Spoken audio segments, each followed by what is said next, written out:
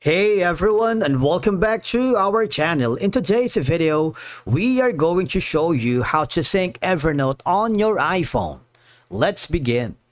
Now, the first thing that you need to do, if you haven't already, is to download the Evernote on your iPhone using the App Store. And then make sure your iPhone is connected to Wi-Fi or mobile data. And once you launch the Evernote app on your iPhone, I want you to hover to the upper right, upper left corner and click the settings. And this would give you the option to sync. The option is going to be at the bottom part of the dashboard, and click the sync now. All right. And as you can see, the sync is completed. It's very, very, very easy. Now, if this happens, you would notice that the Evernote should automatically sync in the background. But if you are having issues, you might want to check the app settings. So go to your iPhone's settings.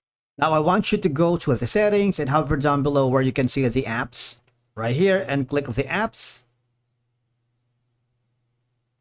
and click the Evernote.